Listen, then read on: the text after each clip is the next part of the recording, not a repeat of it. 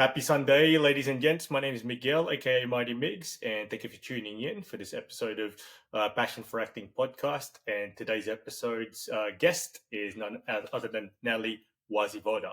How are you? I'm very, very good. How are you going? Pretty good, happy Sunday. I forgot to tell you that earlier today, but thank you for tuning in.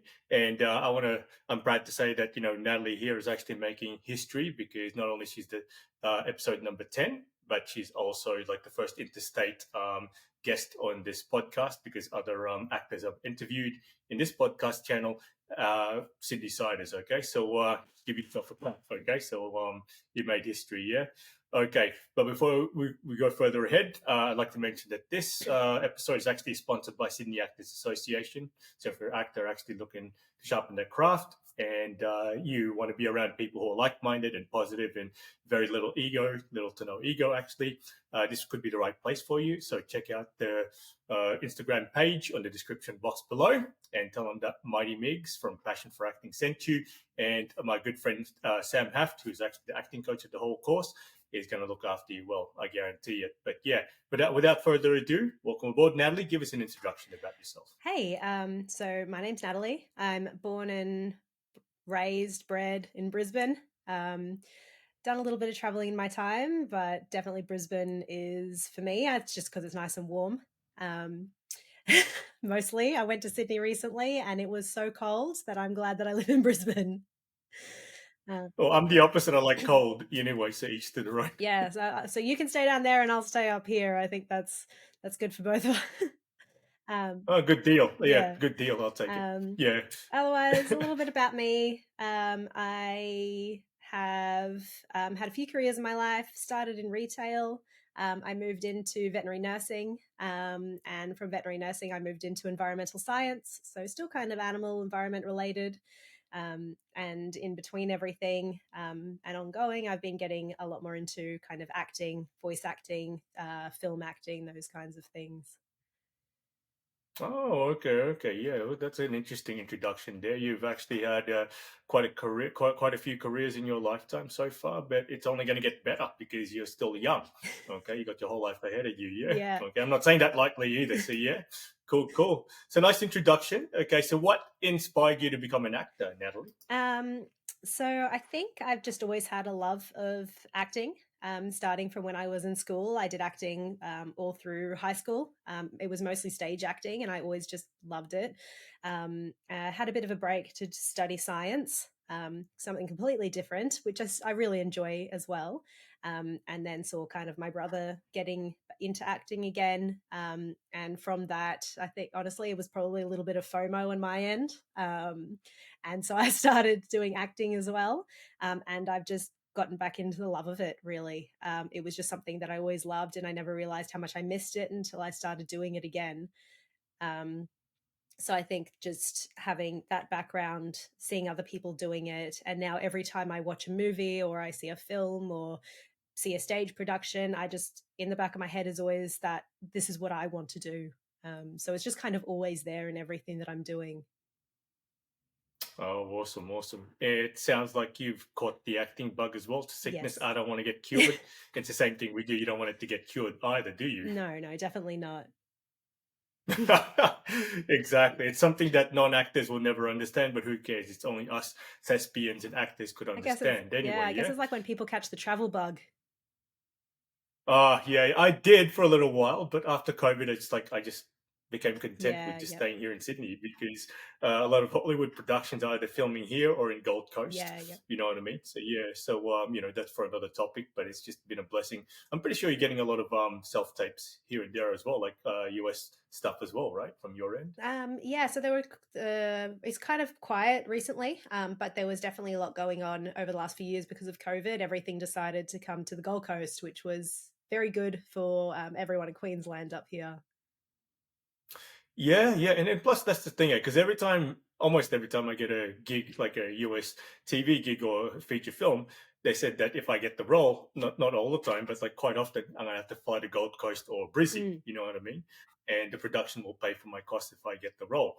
But it's just that to help you guys out a little bit more there in Queensland. So if I get the chance, but yeah, look, you know what? Those are inspiring stuff. So if you had to choose between stage acting and film acting, what would you prefer? Or a bit of both? I think a bit of both. Each one kind of brings its own aspects of acting, and they're all a little bit different. It doesn't, I guess, for people outside of acting, it doesn't seem like it would be very different, but it's very Hmm. different techniques to how you would do it and how you would portray things. And I guess there's such a stillness that you need to be on camera, which you don't have in theatre.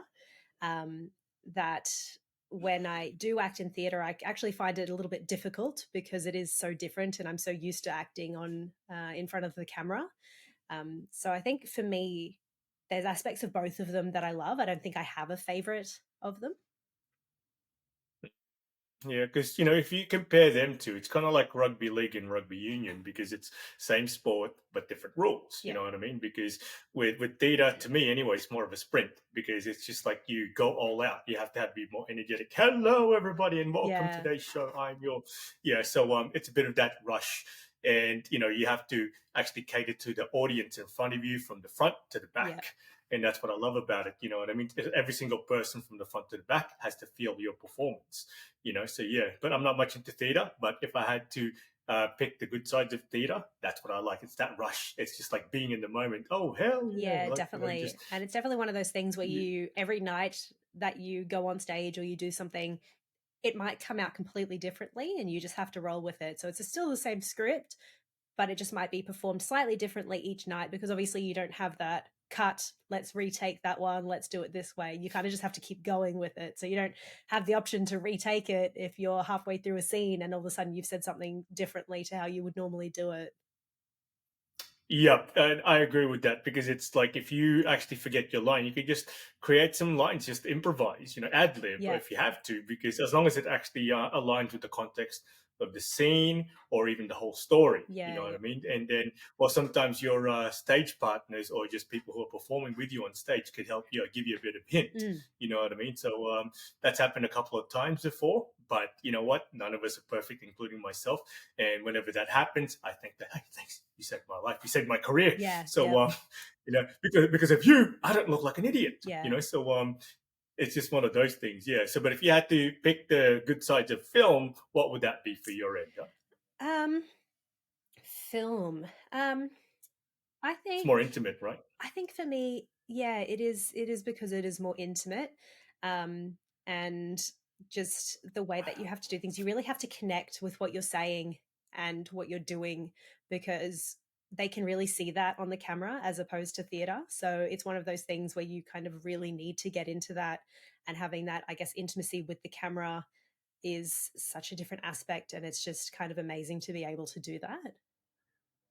Yeah, yeah, I know what you mean because I remember recently, actually late last year before I went overseas, like during acting class, the acting coach Sam actually told us, okay, no need because my face, I mean, the shot was just over Mm. here, and I'm making gestures like this, like underneath it. And he goes, no need for that. Focus more on the gestures along here instead.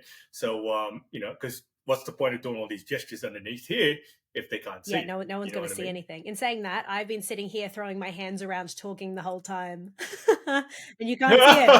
My hands are going everywhere and you can't see it. So it definitely helps to talk and to be in character and to do those things, but you keep in mind that no one is going to see what you're doing in the like with your Yeah, hands.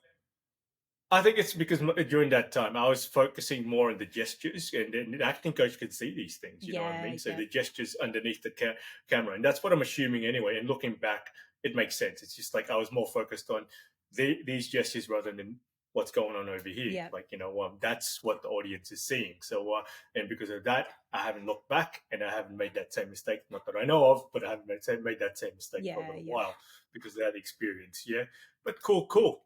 And so, next question here. So, what has been the best experience as an actor for yourself so far?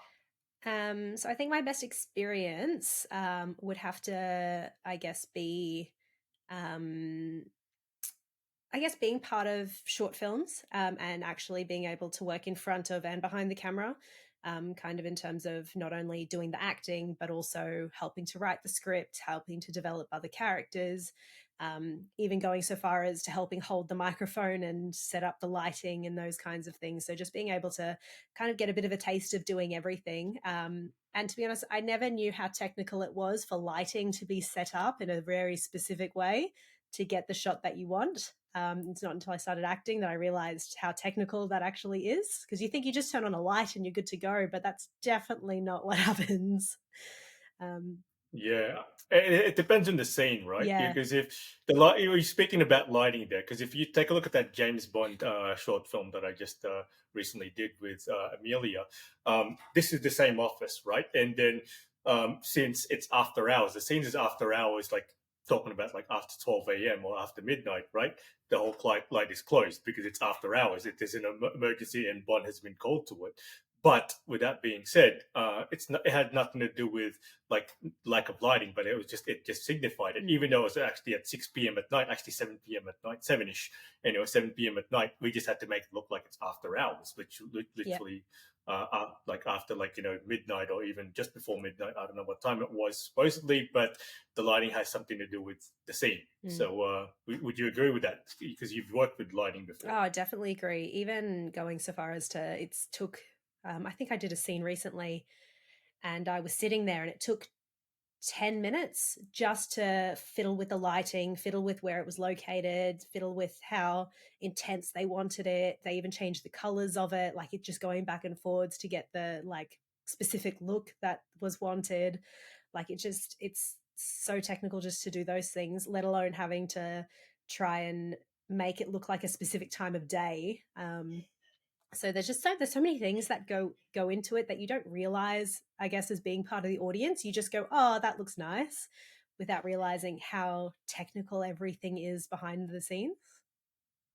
Oh yeah, yeah, because it's people like behind the scenes, behind the camera is actually the ones that make it look real Mm, and convincing. You know what I mean? So yeah, that's why I think, in my opinion, they're underpaid because they're the ones putting the hard yeah, work. yep, So but at the same time, like you got to do what you got to do to make sure that the scene is projected correctly. So even right now here, it's actually sunny here in Sydney. Right now, I could actually pretend it's actually I just woke up. It's 8 a.m. You know what I mean? yep. So just one of those things. Yeah. So the lighting can actually, has something to do Mm. with the actual scene.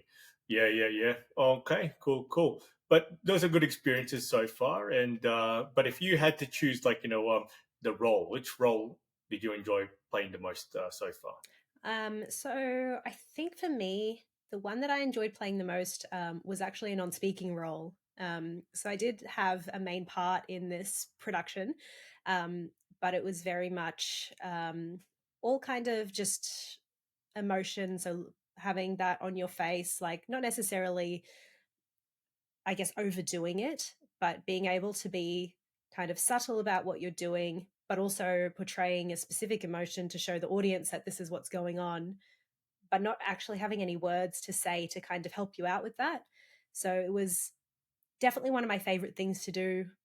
Also, because I think it was so difficult. And I like kind of pushing myself to do difficult things as well. Because it is one of the best ways to learn is to try and push yourself out of your comfort zone and do different things. So I think that was probably one of my favorite roles to date, just because it was so difficult to try and do that. Because there is power in words and there's power in silence as well. Yes, yeah, I mean, definitely. I'm not saying that it is a full silent movie, but it's just your facial expression, your actions is actually telling the story Yeah, here.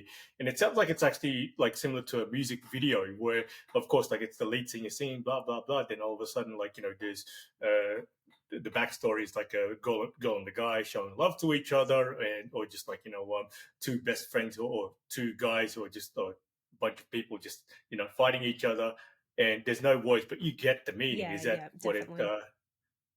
Yeah, yeah, yeah. And did you say it was actually in black and white, or was it? No, no, it wasn't black and white. Well, as far as I know, it's in color. It hasn't been finished yet, I don't think. So it's not out for viewing or anything like that. I'd have to double check on when they were looking at doing that. But as far as I know, it's in color. But definitely, like the whole thing is no speaking. So there was at least five different characters in it. and none of us had speaking roles. It was very much just kind of trying to show the audience what is going on. And were you the lead role at all, Um, or just? no, I wasn't the lead role, but I would have been one of the supporting ones. Oh, okay, okay, that's almost just as good, probably Yeah, just even better yeah, because maybe because like sometimes if I don't get the lead role, it's like oh pressure's off my yeah, shoulders. But if I'm the lead role, it's like okay, time to step it up. yeah, So there's pros and cons to both, yeah, yeah, so it is what it is. And the reason why I thought it was actually black and white, I don't know what I was thinking, but it's just because the way you said it was dark, I was just picturing it as a black and white kind of short film from my end. So I don't know where I got that from. Maybe just the beginning of Casino Royale. Maybe just yeah. So I know I'm Bond obsessed, but yeah. just ignore that bit of me just being Bond obsessed. But it's just like for some reason it sounded like that. You were like in an office. Were you guys in an office setting as well, like this, No, no, it or wasn't. It was what? actually someone's like backyard out in the country somewhere. There was like a bonfire in the background, and it was like nighttime and it was dark. Oh, okay. So dark. Yeah. Okay. So it's dark. Okay. So it's dark at nighttime. Yeah, So it suits the scene because when you said it's in the countryside, like the countryside's so beautiful during the day, right? And I'm thinking, how does that fit into dark thing? I mean, of course, I can only yeah, imagine. But yeah. So when you said it was actually at nighttime, it actually makes sense. It's even darker. yeah, But dark movies, I love them. I'm not a dark person in real life. I don't think so anyway. But I enjoy dark movies. Like for some reason, it just gets you mm, a kick. I don't know if you like it just as much as I do, but each to their own. But it's like The Dark Knight. What else is there? Seven, my favorite thriller, yeah, or even Training Day, my favorite movie of all time, where Denzel played a crooked cop. Those are dark movies, and because it's just like the good thing about that is that evil always gets defeated. So that's what I like about yeah, dark yeah. movies, or just yeah, that's just the way I look at things anyway. So yeah, but cool. Thanks for answering that. Okay, so moving on to the next question here, Natalie. So with your voice over acting experience, how would you compare that as differences between acting in front of the camera or in stage? So I think voice acting is kind of its own thing, really.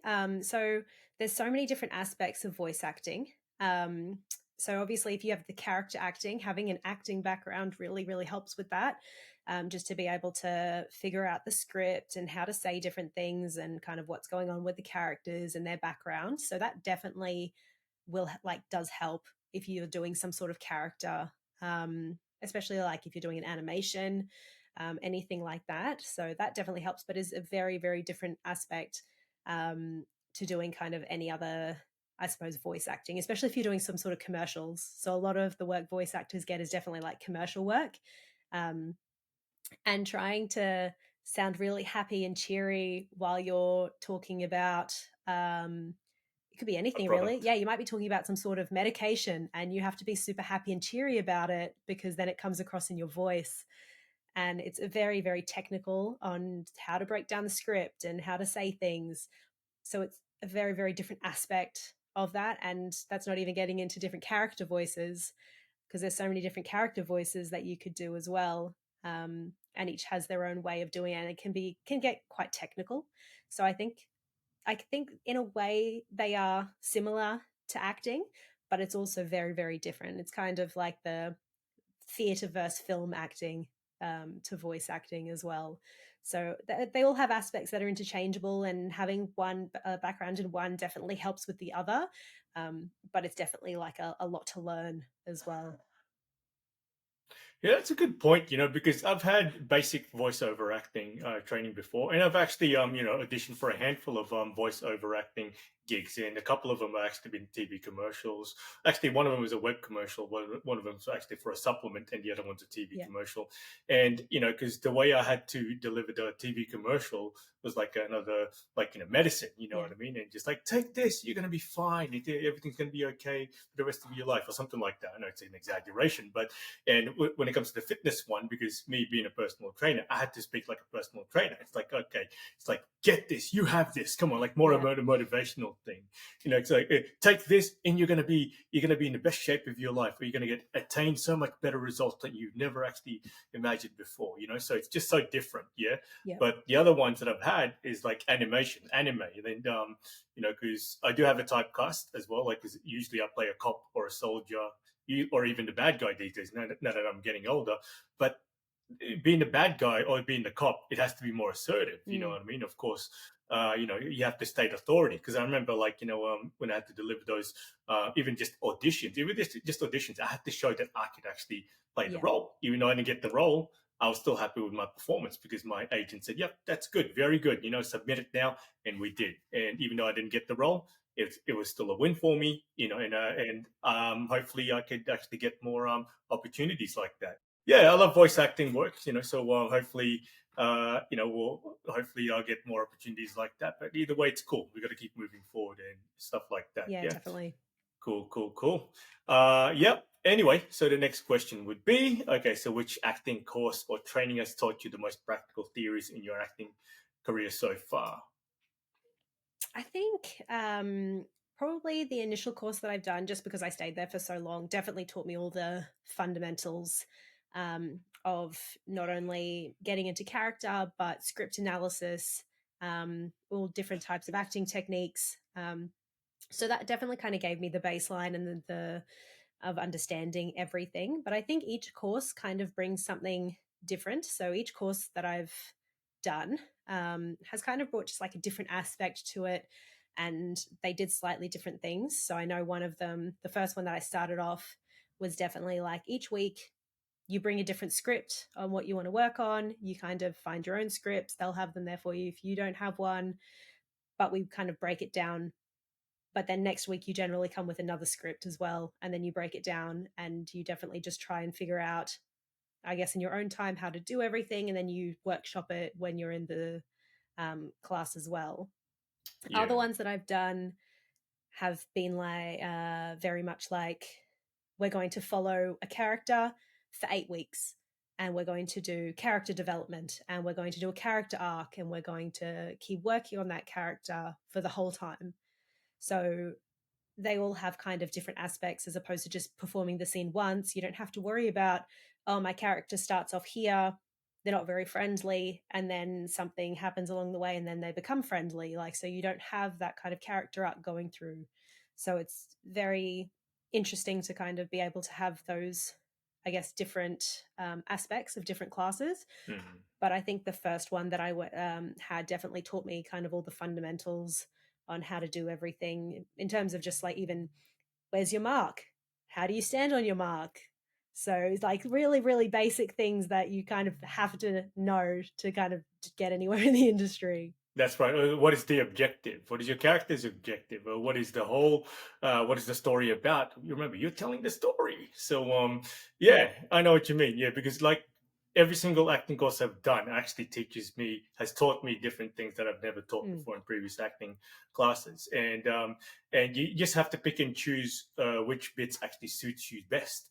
Because Yep. not everything you're taught will be practical for yourself, and Yep. because there's only so much we could actually obtain in our in my small head anyway. So I don't know about yours, but Yeah, definitely. in my small head. So, yeah. But it's just one of those things where you just like being in the moment as well. Like being in the moment, there's only so much you could actually apply practically what you've learned as Yep. an actor. Because you have to do that by instinct. Because one thing I've learned with my current acting coach Sam Haft, which I love to death, but he's told me and everybody else, look, no one's perfect. Are you perfect, Miguel? Okay, stop being perfect. Okay, so stop trying to be perfect. It's just dress ups. Okay, so be that inner child again. So just like when you're actually a little kid, right? I don't know about you. Me, I used to pretend. I used to think I was really Superman or Batman or even the Terminator, right? And even in my head, just I didn't care what anybody thought. And I was a good actor back then because Mm. being that inner child. I mean, you played dress ups as well, obviously, as a little kid. What? Yes, I did. Yep. Yeah, definitely play dress up. We had a whole rack full of just dress up clothes that I used to go into every day and put something on. Oh, okay. So, what was your favorite character you were playing back then as a kid? I think it would have been a princess. Princess, like Elsa, you're Yep. talking about from Probably Cinderella, Cinderella. actually. Oh Yeah. wow, yeah, yeah, yeah. Because that's amazing though. Because I remember like I did play Prince Charming in a local theater here in actually out in the west of Sydney, all the way to the mountains, right? And yeah, but it was just fun because even though like the girl who played Cinderella was actually a girl who I didn't get along with, so it was hard at first. But then we started doing the lines together because we were actually in Emperor's New Clothes together in the previous production at the Mm. same local theater. And the funny thing is that we didn't like each other. For me, I didn't say anything because I just like maybe she did like me, but she was just giving me a hard time, like just and then she was testing my patience. But then when we played Prince Charming, and she was actually Cinderella. We got along like bread and butter. All of a sudden, it's like, oh, see that magic. This is magic. So yeah, because that was back in 2014. So you would have been that was 9 years ago. So you would have been like 20 years old back then. Oh, wow, don't remind me of that. It wasn't that long ago, was it? I was 29. I was your age back then, Oh, but I was just thinking if I knew you back then, can you fly to Penrith for me, please, so you could play yeah. Cinderella? So yeah, but yeah, we didn't know each other back then. We can't change the past. Yeah, yeah. But it's just dress up, so that's the point there. And Mm, acting is just one of those things you just have to react, not act. So just react, yeah, but not act. Go, how are you, Natalie? You're like, oh, good, thank you. See, you didn't have to think about it. You just you reacted. You know what I yeah, mean? So that's what acting is. So when you start acting, that it becomes bad acting. But when you start reacting, it becomes great acting or even better acting. So that's what yeah. my current acting coach has told me as well. So yeah, and I've had different acting coaches over the years, even like myself, like similar to you. I have a UK dialect coach, which is also Sam Haft, and I have a American dialect coach, US dialect. Or even a Mm, movement coach and a voice coach. So I don't use them all at the same time, but I use them when I need to. You know what I mean? Because it's not every mm, gig I need to work on my voice. It's not every gig I'm gonna have to work on performing in UK or US dialect. So you just use them whenever you want and stuff like that. Right? But in your resume, one teacher that we had in common was Philip Holder. So yes. how was he like as a teacher to you? Huh? Because he was a cheeky man back then. Yeah, no, he's been really good. So he's been my most recent coach. So we've been kind of following one character for the last 8 weeks, and it's actually been really good to kind of learn about that and get, I guess, different a different aspect of coaching compared to what I've previously had. Um, but no, he's been really good, really helpful with everything. So Oh wow, because for me, I had him in Screenwise in 2009. So this was like 14 years ago now. So yeah, and I can't believe I can still remember that day because it was the very first formal acting course that I've ever done outside of yeah. high school, right? Because I'm just like yourself. I've done theater back in and drama back in high school, but that's the very first acting course that I've done. Because I graduated back in 2002. Okay, and you would have been 8 years old back then. But Oh my god, what? Why? Why? Why do you keep saying these things? because I'm demeaning myself here because I'm the one getting old. But anyway, enough with the age. But it It was doesn't feel like that long ago. yeah. Oh, Actually, it doesn't feel.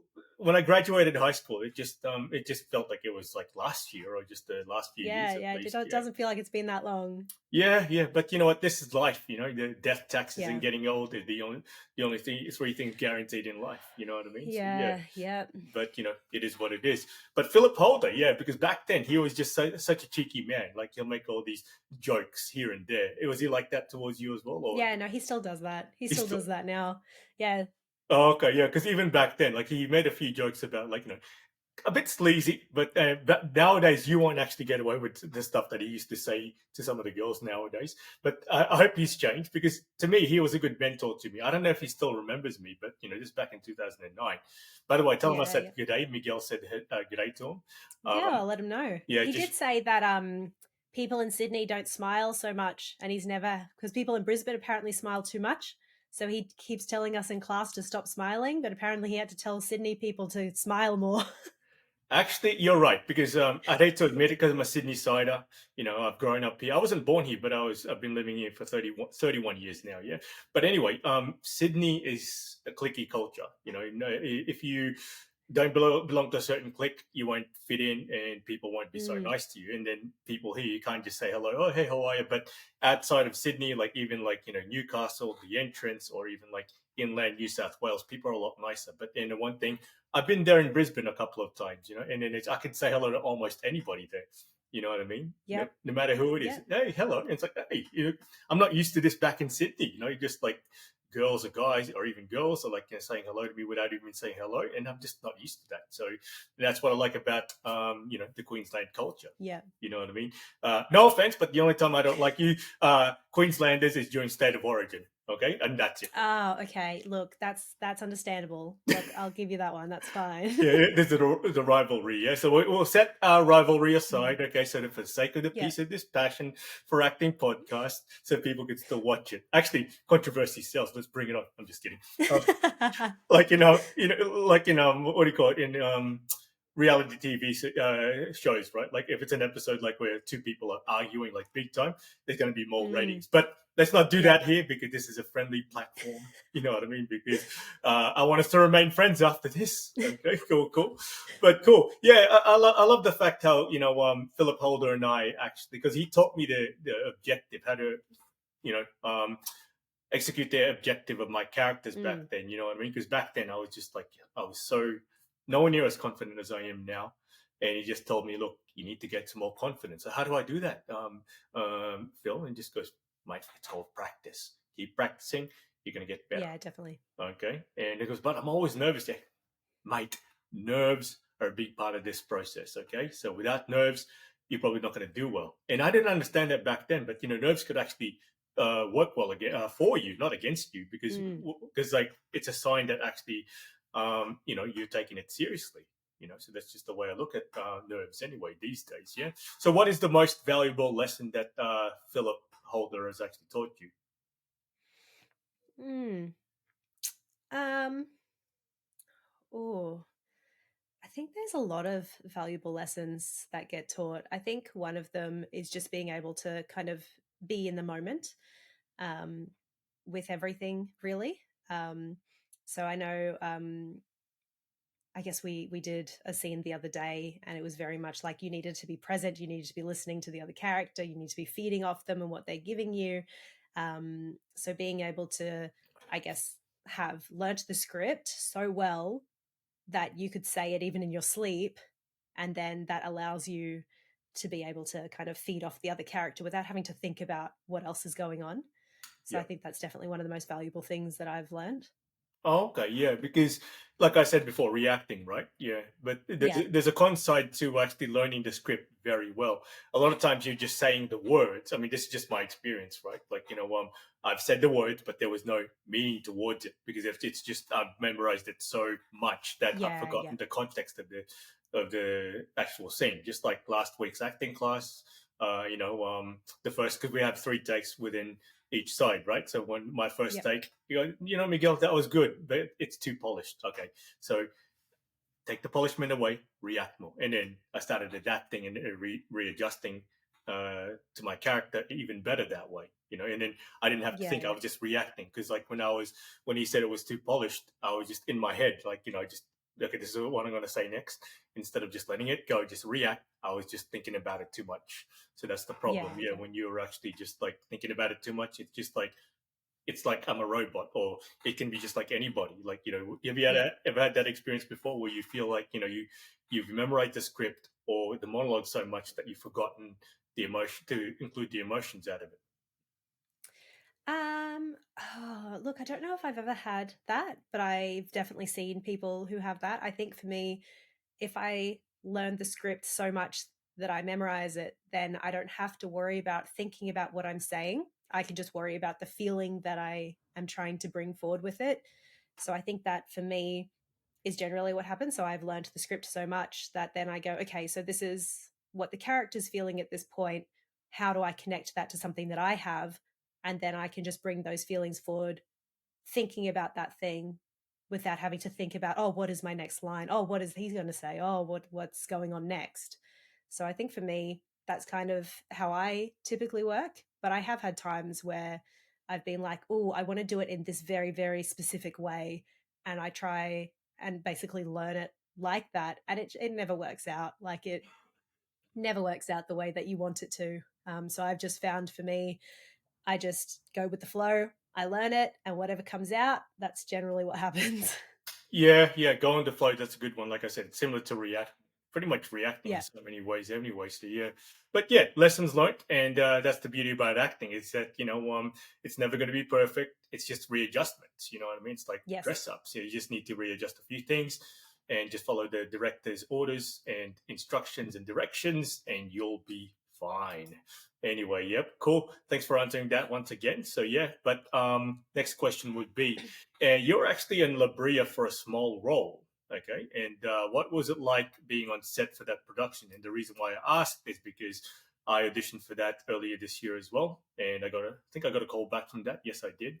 And I would have played a soldier and I would have had to fly to Queensland there if I got the role, but it's okay. It wasn't meant to be. But tell me what your experience was it like working in La Brea? Huh?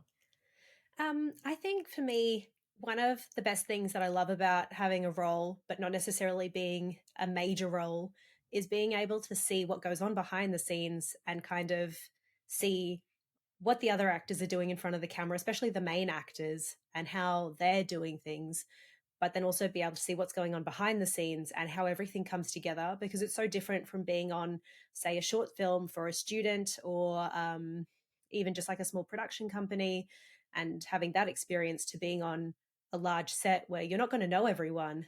You're probably going to know a couple people, but there's so many people there. You have the film crew, you have the lighting crew, um, you have the people who are doing sound, you have the production assistants, you have the directors. So there's just so much stuff going on that it's so nice to be able to see everything that happens and how it all comes together without having the stress of being the person who has to perform and get it right.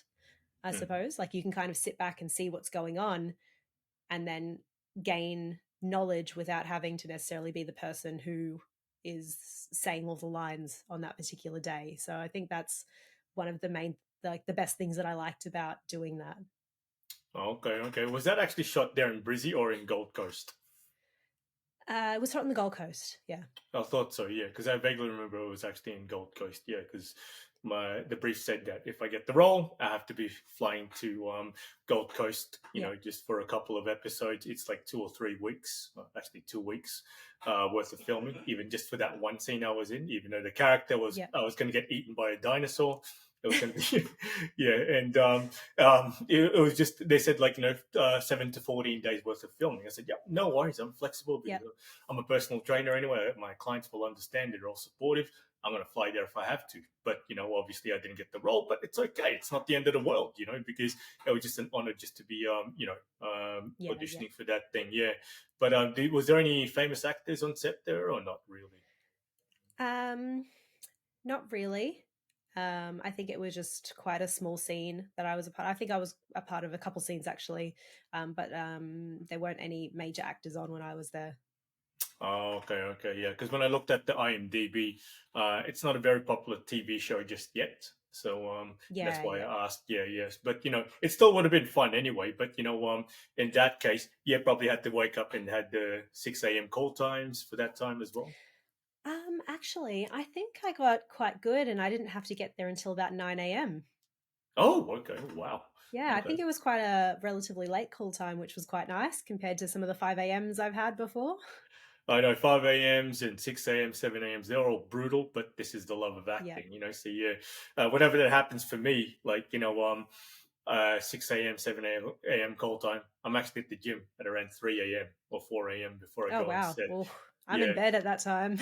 It's crazy, right? Because after filming, I don't really have the energy or the mental capacity to work out anymore. So I'm just gonna, Mm, and I want to feel sharp while I'm on my set because I don't know whether you're a gym junkie like myself, like or not. But that's up to you. That's your business. But for me, it's just like I want to get my workout over and done with. It's just like having yeah. breakfast for me. So yeah, because I love feeling sharp, and from what I've seen anyway, you're a bit of a fitness fanatic as well yourself, huh? Yeah, I am. Yeah, it definitely is really good to. I haven't done anything recently, but I used to get up at like 4:30 in the morning, go for a run, or go to the gym. Um, I've just kind of gotten into a bit of a lazy streak at the moment, so I haven't really been getting back into that. But yeah, no, I definitely understand that waking up and doing something in the morning, it definitely just wakes you up and makes you feel really refreshed for the day.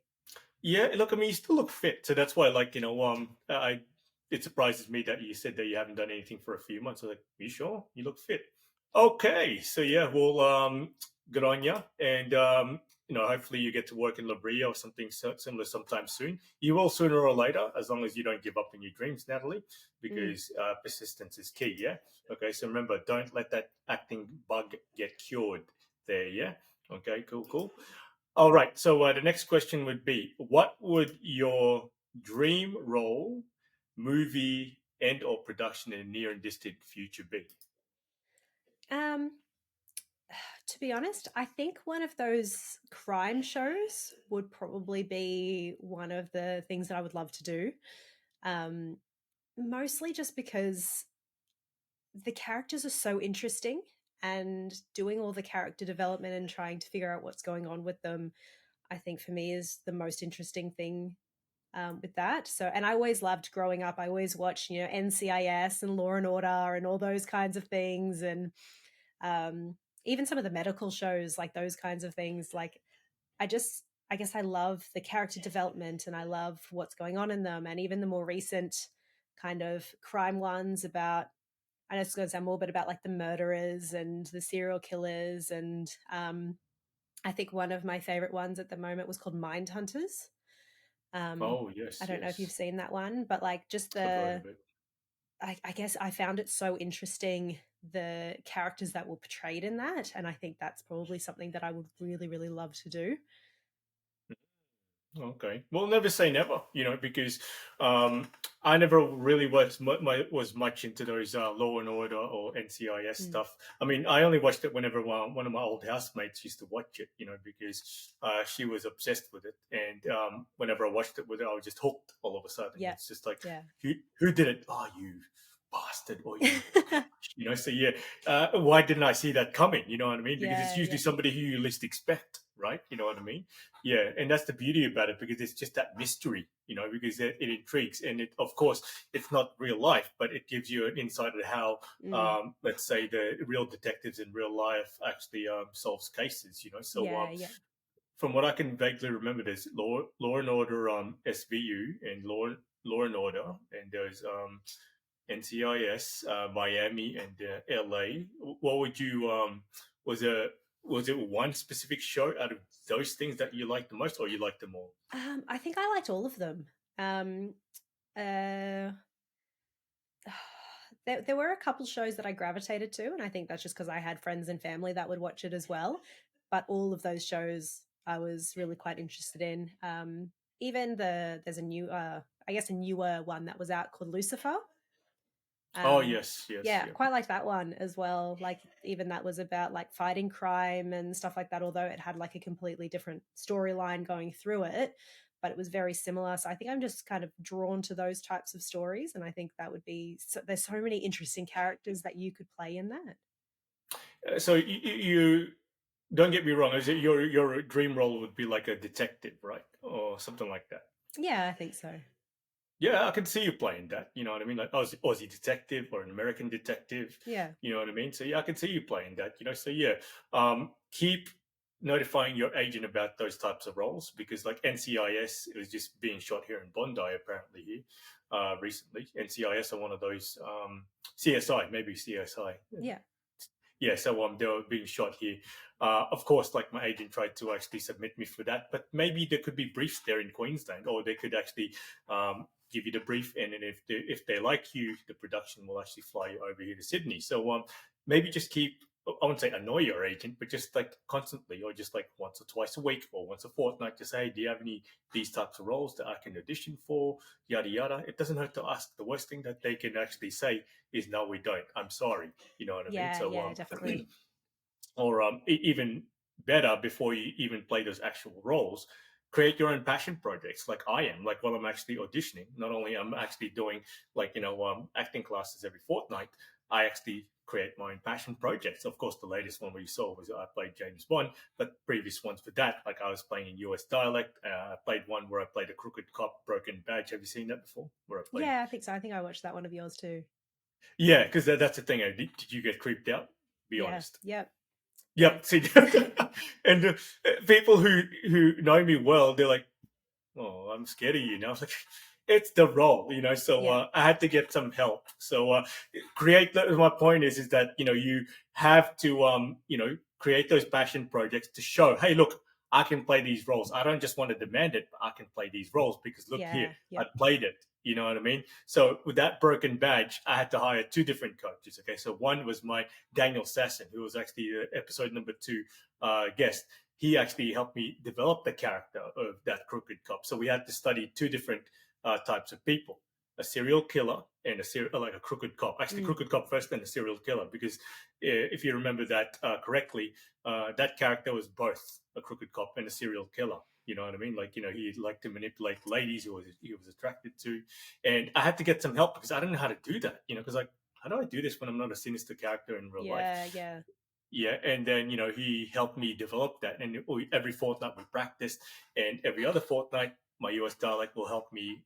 Coach would actually help me with the US dialect side of things, and it was such a hard role to play. I'd hate to say it, back then I didn't have as much fun as I thought I would because it was just so hard, Mm. and I don't know how to say this, but I remember like in between takes actually when they said okay cut, that's a wrap, and I was like I could relax Yeah. because in between takes, because like I had to think sinister thoughts. You know what I mean? Like how do I? Because the girl who I worked with, she's a good friend of mine. I didn't want to hurt her in real life, so how do I do that? How do I portray that? You know Yeah. what I mean? How do I blackmail her? How do I, be evil towards her? So it was hard, and of course, like one of the things that made it easy for her and I to perform is that we had a bit of a disagreement in between takes. Okay, then not to say I wanted to hurt her, but it just like I took it out in an actual take, and it worked. And she was like, "Oh, that's it, bingo!" And then, good, we're friends again. So yeah, so maybe do something similar. Just that's just a suggestion. I'm not your agent. I'm not your career advisor or anything like that. That's just like my friendly suggestion to you. Maybe you could do that. What do you think? Yeah, no, definitely. I think one of the things with getting into acting is realizing that um, don't wait for people to come and hand you anything. Start doing your own thing. Start writing a scene that you want to do. Start filming your own things. Reach out to the community of actors and see if there's anything going on, like whoever you meet through classes, or if you try and get into some student films or make those connections and try and actually get out there and do stuff on your own. Don't wait for someone to come and hand you something because that can take a very long time if it happens at all. So a lot of the stuff that I'm currently doing at the moment, like I'm writing some stuff behind the scenes, I'm trying to get my own scenes filmed and that kind of stuff as well. So it's definitely something on my list of things to keep in mind doing. But yeah, I definitely agree with everything that you've said. Yeah, because when you actually invest in these things in your spare time, right, it just prevents you from becoming anxious, and it prevents you Mm. from being like restless. Oh, when am I going to get the next audition? Oh, have I got I just Yeah. auditioned for something a few days ago. I want to hear. Oh, has my agent actually contacted me yet? Instead Mm. of doing that, just do whatever you're in control of. So just like be in contact with your agent and just keep doing acting courses and just stick with like-minded people because Yeah. this is Yep. the kind of profession where most people outside of this industry will not understand where you're coming from Yeah, because definitely. most people, I mean, I hate to admit it, back down here in Australia, this is our country, but tall poppy syndrome is big, Mm. so where people, that'll never happen. Oh, yeah, right. But guess what? You just have to prove them wrong, not by answering back, but your actions and the Yep. progression that takes time and your progression and the success.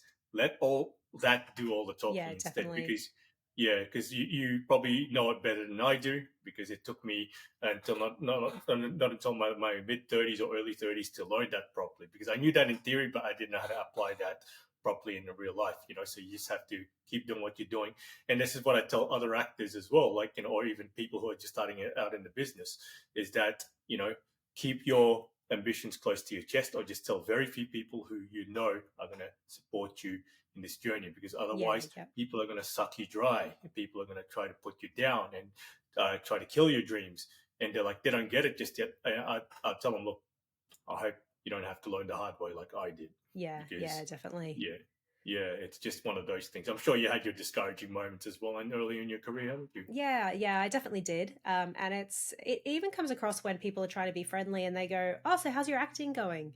And you're like, "Oh, well, it's kind of going, but like that even just like that kind of feels a bit discouraging when you're starting out and they ask you how it's going and you don't really have anything to show for it because you're starting out, but people kind of expect you to get from zero to on 100. screen immediately, and it doesn't happen like that. There's so much in between that you need to do. Um, so it's definitely one of Yeah. those things where you're like, yeah, definitely tell the people closest to you who are going to support you through everything that's going on, but also don't wait for something to come along. Get out there and do your own things, make those connections, write your own short film if you want, write your own TV series, like jot down ideas, get people to help you with it, and just put yourself out there is probably the Mm, main thing that I think a lot of people, especially actors, they just want to get up and they just want to act, which is mm, great. Like I just want to act. I don't want to have to write anything. I don't want to have to necessarily be behind the camera writing scripts because I probably am not very good at it, but I do it not yet. anyway. Not yet. Not Not yet. yet. I'm not good at it yet, but it's something that I'm starting to do anyway because I want to act, and the easiest way to act is to write my own things and act in my own stuff. So it's Yeah. definitely, especially then I can pick the scripts, I can pick the characters, I can pick what's going on, I can pick how long I want it. So it's, and then it doesn't feel as discouraging if you don't get a role because you're doing your own thing and Mm. it's something that you love to do. So there's no, I guess, there's no downfall really because you're getting out there, you're doing something that you love to do. So Yeah, I get you completely there, and especially when people ask, "Oh, how's acting?" It can get in your nerves, right? Because yeah, you ask yourself, or you ask them in your head, "What's in it for you?" You know what I mean? Like, because you know what their intentions are. Because a lot of times people don't even know what, you don't know what their intention is. They don't want to see you succeed, or they don't want to mm, see you fail. And usually it's the second. You know what I mean? People are just pretentious in front of your face, but behind the closed doors, people are talking behind your back. But that's something you and I can actually can't control of, but they're behind us for a reason. You know what I mean? yeah, That's the way I look at things. And then when people ask me that, I just tell them, hey, look, check Facebook, check Instagram, or I just tell them, hey, you're gonna hear something soon. yeah, Good news, something soon. And even if they find me rude, I'll be like, hey, look, I don't mean to be rude, but this is my business. It's my career. You'll find out sooner or later. mm, Because and that's the thing, hey, because you're in control, and whenever that happens, or you can even change the subject. Anyway, look, it's going good. But what about you? How are you, Natalie? You can just say something like that yeah, instead. So definitely. yeah, so that's just one thing that instead of coming across as rude or defensive or guarded, if you have to be guarded, do it. Because remember, don't care what other people think. You just have to Yeah, do what you think is for yourself. But just change the subject. Or you can just change the subject. Just ask them how they are. Or you can just say, "Hey, look, it's going good. Oh, by the way, it's been a long time since I've seen you. What's new in your world?" Change it to them. You know what I mean? Instead of doing that. You yeah, know what I mean? definitely. Yeah, I think it's Yeah. a lot of people don't understand the industry as well, so they don't understand how difficult it is to get in. They don't necessarily understand how much sacrifice you have to make or how much you actually have to do to kind of get to where you need to be. That I think just that lack of understanding, which comes across in a lot of different industries, it's just a lot more for acting because they see, I guess, the big actors on screen and they go, Mm. oh, yeah, not sure if you'll get there, but, and you just kind of need to cut those people out or, yeah, change the conversation. Yeah, cut Um, him out. Cut him out if you have to. yeah, Yeah, work hard in silence and let all the yep, actions and the progression do all the talking, and that's what I do anyway. So yeah, yep, because yeah, definitely. outside of my professions, I'm a pretty reserved guy. Outside of acting, outside of personal training, I'm pretty quiet. I don't say much. So yeah, and I love it that way, and I just tend to keep it that way. You know what I Yeah, mean? yeah, And because remember, like this is your ambition, not anybody else's, and you just have to keep going. And because the only thing that should separate you from your ambition is until death do you guys apart. Okay, yeah, yep, and that's that. definitely. Yeah, I'm not going to stop chasing success until the day I die. Not to say I'm not endorsing suicide or anything like that. And just like, yeah, because, I have a lot of respect for people in general. And, because I've known a few people who commit suicide, and it's Yeah, not a good thing, because it not only, it affects the people who actually, who they leave behind more than it affects them. But anyway, that's for another mm. topic. So, yeah, but it is what it is. But before we conclude, do you want to give the audience here, like, any closing thoughts, any encouraging message to our other fellow actors before we conclude? I think one of the best things I ever learnt from starting acting is to be okay with looking silly, to be okay with putting yourself out there. And even if you feel embarrassed, it's fine. A lot of the time when I get up and do things, it's embarrassing or it's nerve wracking or it's just something that I don't necessarily feel comfortable doing. And that's okay. But keep pushing yourself out there and pushing yourself past your comfort zone because that's one of the best ways to do things. And even if you think that you look silly, I've done so many things where I have looked probably completely stupid. And you know what? It was so much fun. So it's definitely one of those things I Yeah. think, especially for like actors coming up, is just who cares if you look silly? Just do it. Have fun Yes. doing it. Yes, yes. Even it reminds me of that time when I did an acting course in LA for a month. I was out of my comfort zone, culture shock, everything. I didn't know anybody there, Yep. very little money, and I even thought like, while I was in LA, I think I'm going to give up on this trip because it's so hard. I miss everybody because I had a girlfriend back then. I'm like, I'm missing her, and then all of a sudden when I got through that, it's like it made me into a more determined actor Yeah. because of that. Yeah. So getting out of your comfort zone, I could feel you. Yeah. Well, thank you so much for your time, Natalie, and I do appreciate you coming on board. And congratulations once again for being the first interstate guest of this Oh, thank you so channel. much for having me. No worries at all. So yeah, your reward is actually called a personal training session. If you want, you have to fly to Sydney. Anyway, Oh, okay. Look, well, next time I'm in Sydney, I'll take you up on the offer. all right, cool, cool. Yeah, you follow me. We follow each other on Instagram Yeah. anyway. Yeah, but anyway, everybody. So if you haven't done so yet, please press the like and subscribe buttons this channel, and it is greatly appreciated when you do that because it's going to help this channel go a long way and support and get exposed, better exposure for actors like Natalie in here. Yeah. Until the next episode, everybody. Thank you for tuning in. Adios.